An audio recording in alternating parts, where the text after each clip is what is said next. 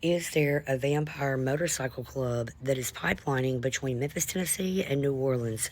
This is part 2. If you haven't seen part 1, it'll be in a playlist titled Memphis 10. Go back and watch that one, the first one, or you won't understand this at all. So Allison and her 2 roommates have decided they're going to go to Memphis, Tennessee because the money's so much better than New Orleans. One of their biker friends named Carlo had been telling them while they were in New Orleans. He basically tells them, if you want to make real money, baby, this ain't the spot. You need to be in Memphis, Tennessee. Now, as I said in the first video, there were people catching connecting flights through Memphis, but not because they had to, because they wanted to, and it was for a reason. So they get to this new club. They all take a job in the exact same place. And I won't say which one it was. But Carlo and his biker friends that they had originally met in New Orleans meet them up there to spend some money and introduce them to some of the locals. Allison, Julie, and April all say that the money is amazing. It's fantastic. They don't see anything strange for like the first, well, nothing really strange other than Carlo and his friends from this biker club look different. They're like pale. It's like they only come out after dark. It's in the eyes, okay? Nothing there. Very kind, but nothing there. Almost like they have a motive. They go back down to New Orleans. They have a 1-year lease, and they, at this point, okay, they've been working in Memphis for about 2 months off and on every other weekend. At this point, they're like, you know what?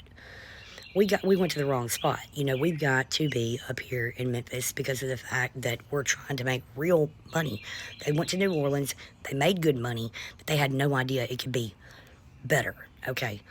So they all decide that they're going to break this lease and they're going to move to Memphis, Tennessee.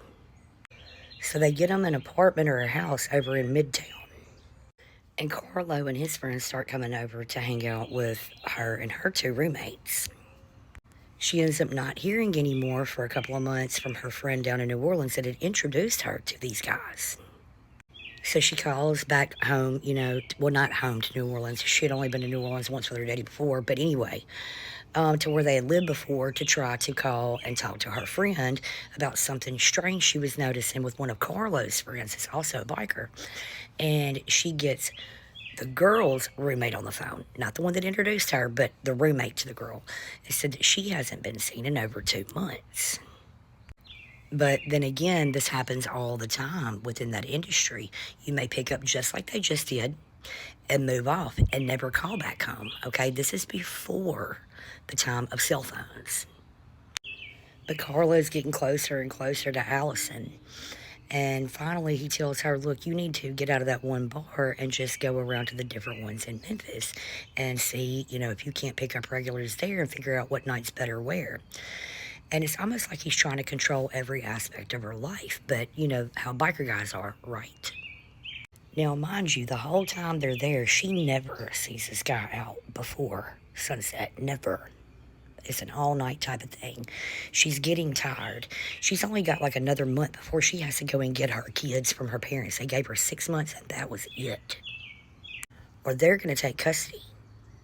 Now, on the night she's off, she spends all her time with Carlo. They start getting really, really close. But she starts noticing I'm telling him everything about me, but he's not really telling me much about him. And I don't know why in my mind, but I want to picture this guy looking something like the guy from The Walking Dead, like Norman Reedus, okay? Daryl, whatever they call him. Let's just go with that. So she ends up getting a job at another club, and she goes over there, and they end up having like a hot tub. And he specifically tells her, you can make really good money over here. However, I want you to steer clear of that hot tub in the VIP room. And she's like, why? That's the most money. And he tells her that it's loaded with STDs. Don't go back there, blah, blah, blah, blah, blah. You know, it doesn't matter. Just stay away from it. She was about to soon find out the truth about why she's supposed to stay away from that specific room. Now, this club ends up being a hot spot for all kinds of wealth, fame, people that have their own tables in the entertainment industry.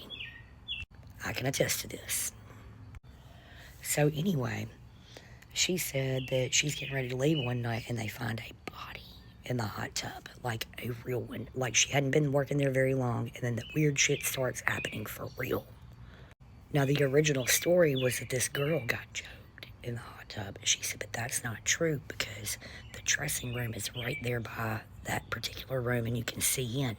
And when they were carrying her out of it, she had 2 puncture wounds right here on her neck. But this is getting kind of long. We're going to get more into that. So if you want, I will make part 3. This is part 2.